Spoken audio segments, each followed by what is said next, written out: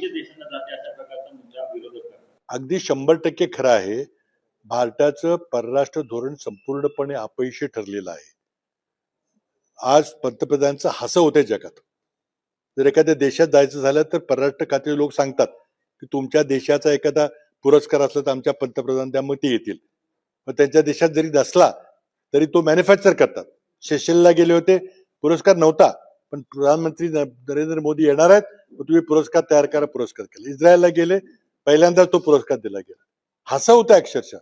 पण खरी परिस्थिती काय आहे, तर मी एकदा कराडला डिसेंबरमध्ये बोललो होतो.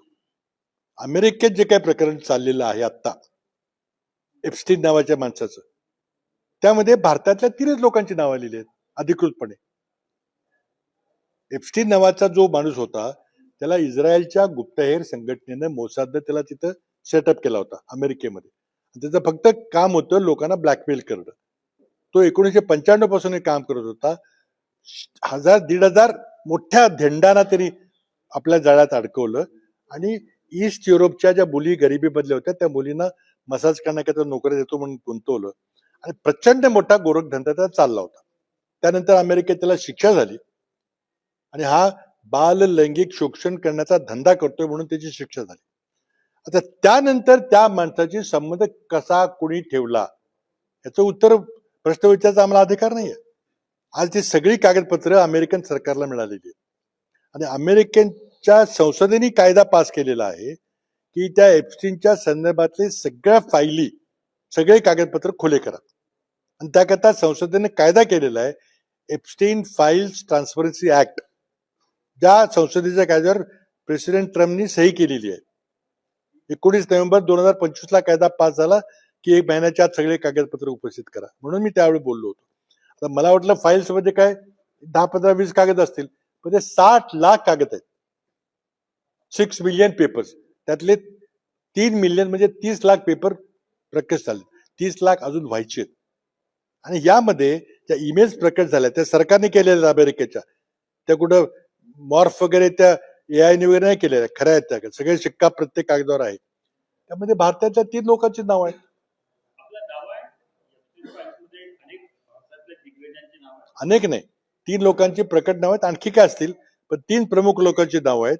त्यामध्ये एक हरदीप सिंग पुरी जे माजी अम्बॅसेडर होते ते आहेत, दुसरे अनिल अंबानी जे खासदार होते आणि मोठे उद्योगपती आहेत, आणि तिसरे आपले महामहिम पंतप्रधान.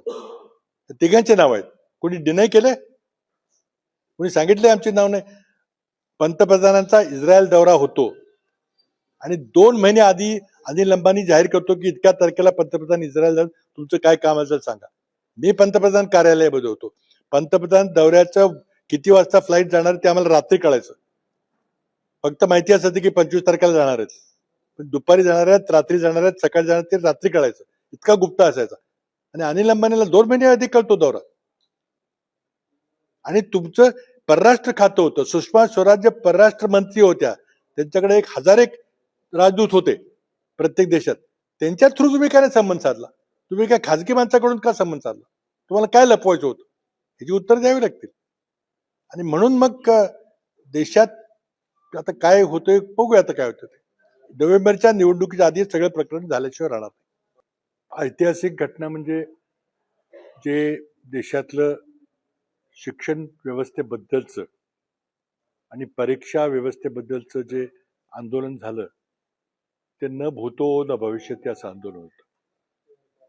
देशात यापूर्वी अनेक आंदोलन झाले. शेतकऱ्यांचं आंदोलन झालं, जयप्रकाश नारायणचं झालं, मंडलचं झालं, गुजरातमध्ये नवनिर्माण समितीचं झालं. पण हे वेगळं होतं. या आंदोलनाला कुठे जात पात धर्म भाषा प्रांत वगैरे काही नव्हतं. हे पॅन इंडिया असं आंदोलन होतं आणि त्याचा परिणामी आपल्याला दिसला की मोदींना शेवटी माघार घ्यावी लागली. एक राजीनामा झाला आणि आपल्याला स्पष्टपणे दिसतंय की आता सरकार पॅनिक मोडमध्ये गेलेलं आहे. स्वतः प्रधानमंत्री 9-10 वाजता झोपतात, पण ते 12-12 पर्यंत जागून स्वतः इंस्टाग्रामचे व्हिडिओ करतात. विद्यार्थ्यांचे संपर्क फ्रेंड्स म्हणून साधायचा प्रयत्न करतात.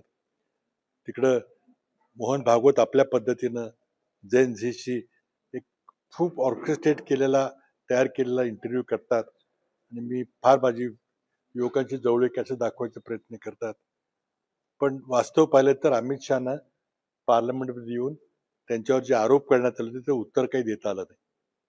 सरकार म्हणजे अत्यंत पॅनिक सिच्युएशन मध्ये आहे. आता काही दिवसापूर्वी मी ट्विटवर एक मेसेज टाकला होता की सरकारच्या राहिलेल्या कालावधीमध्ये एक सर्वात महत्वाचा निर्णय असेल की शिक्षण मंत्री पद कोणाला देणार. आता जी व्यवस्था आहे कसं काय त्या माणसाला प्रल्हाद जोशीनं शिक्षण मंत्री केलं. त्यांच्याकडे मुळातच 3 विभाग 3 खाती होती, चौथं दिलंय. शिक्षण हे काही पार्ट टाइम हा विषय नाहीये.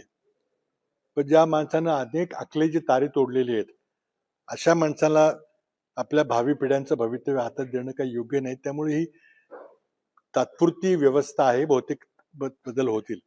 तो बदल करताना एक असा व्यक्ती शिक्षण मंत्री झाला पाहिजे जो विद्यार्थ्यांची एक जवळीक साधू शकेल, त्याचं एक राष्ट्रीय व्यक्तिमत्व असेल, जो मोदींशी भांडून शिक्षणाकरता अधिक निधी उपलब्ध करून देईल, जो परीक्षा पद्धतीमध्ये आमूलाग्र बदल करेल. अशी व्यक्ती आज मला नरेंद्र मोदींच्या मंत्रिमंडळात दिसत नाही. म्हणून त्यांना बाहेरून कोणते आणावं लागेल. पण त्यांनी बाहेरून आणला नाही तर जर आता जी नावं घेतली जातात ते घेतलं तर मग कुणाचाही त्यामध्ये विश्वास बसणार नाही. अगदी महाराष्ट्राच्या मुख्यमंत्र्यांचे नाव घेतलं जातं की त्यांना बहुतेक दिलेला पाठवलं तर आम्ही काय त्यांना स्वीकारणार नाही. कारण नीट परीक्षेचं एक फार महत्वाचं केंद्र हे महाराष्ट्रात होतं. तुमच्या समोर सगळे हे चाललेलं आहे, तुम्हाला काही करता आलं नाही. आज कायदा सुव्यवस्थेची महाराष्ट्राची परिस्थिती बघितली. काल नांदेडला एका पंजाबच्या मोठ्या नेत्यावर हल्ला झाला. माहिती होतं की सिक्युरिटीचा प्रश्न तिथं आहे, पण काही सरकार झोपलं होतं, काय केलं नाही. त्यामुळे अशा माणसाला केंद्रीय मंत्री करणं हे तुमचं अंतर्गत राजकारण काय असेल तर देशाची जनता, विद्यार्थी, काँग्रेस पार्टी ते काही स्वीकार करणार नाही. कुणाला करतात बघूया आता काय होतंय ते. पण मला एकच या ठिकाणी सांगायचं की सरकार आता पॅनिक मोडमध्ये आहे आणि त्यांना आता 2029च्या लोकसभा निवडणुकीची खात्री नाही. आणि त्यामुळे जे काय करायचं ते आत्ता केलं पाहिजे. आणि त्यामध्ये मग डिलिमिटेशन बिलच्या निमित्तानं आणि त्याच्या आधी महिला आरक्षणाच्या निमित्तानं संसदेच्या दोन्ही सभागृहामध्ये 2/3 बहुमत मिळवायचा सरकारचा प्रयत्न चाललेला आहे. 2/3 बहुमत मिळाले की घटना दुरुस्ती करता येते, घटनेची तोडफोड करता येते आणि त्यांना जे काही करायचंय ते त्यांना करता येतं. आणि 2029च्या निवडणुकीला त्यांना हे सगळे करायचंय. आणि त्याकरता पक्ष फोडले जात आहेत. बंगालमधली टीएमसी फोडली गेली, उद्धव ठाकरेंचा पक्ष फोडला गेला, आणखी आपल्या महाराष्ट्रातले पक्ष फोडाफोडीचं चर्चा चालू आहे. सत्ता पक्षाची माणसं सांगतात की आम्ही हा पक्ष पण फोडणार. आणि येणं केनं प्रकाराने जो 2/3 बहुमत मिळवायचं आणि काही लोकांनी गैरहजर राहायचं असं करून एकदा 2/3 बहुमत मिळालं की डिलिमिटेशनचा विषय होईल. पण मग कुठलीही घटना दुरुस्ती सरकारला करता येईल. आता जर परिसीमन विधेयक किंवा ज्याला डिलिमिटेशन म्हणतात त्याबद्दल बोलायचं झालं तर आमचा काँग्रेस पक्षाचा आमचा जे सरकारचा जो काही प्रस्ताव आहे त्याला विरोध आहे. जरी राज्यघटनेमध्ये 49 साली आपण लिहिलं असलं की दर 10 वर्षांनी जनगणनेनंतर तुम्ही पुनर्रचना करा. पण वस्तुस्थिती आपण जर पाहिली तर उत्तरेच्या राज्याची आणि दक्षिणेच्या राज्याची तुलनात्मक पाहिली केली तर दक्षिणेच्या राज्यांनी आर्थिक प्रगती केलेली आहे, महिलांच्या शिक्षणाकरता पुढाकार घेतलेला, त्यामुळे तिथं लोकसंख्या वाढ झालेली नाही.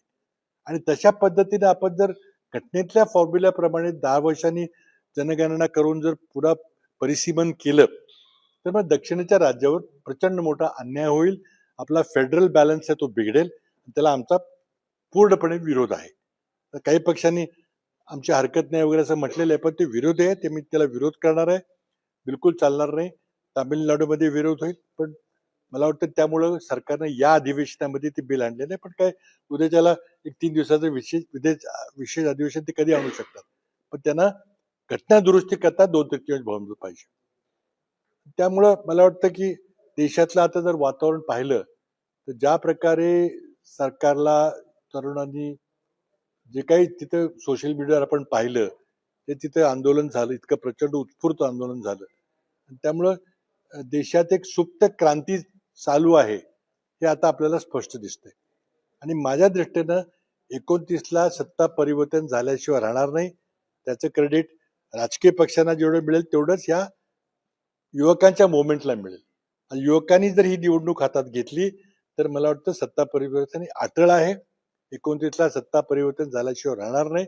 आणि त्या दृष्टीने आम्हाला आता पुढची पावलं टाकायची आहेत. पण त्याकरता सगळे विरोधी पक्ष मोडून टाकायचे, विरोधी पक्षाच्या आमदारांना खासदारांना विकत घ्यायचं, त्यांना धमक्या द्यायच्या, दहशत द्यायची आणि विरोधी पक्षच शिल्लक ठेवायचा नाही. हे भाजपचं राजकारण चाललेलं आहे. पण ते देशातली जनता त्याला यशस्वी होऊ देणार नाही. प्रश्न अनेक आहेत आणि आम्ही त्यामध्ये आमची स्पष्ट भूमिका वेळोवेळी मांडत राहणार आहोत. त्यामध्ये आणखी चर्चा आपल्याला काही करायची तर आपण विचारू शकता काय. आपण पाहिलं की जेनजीचं जे आंदोलन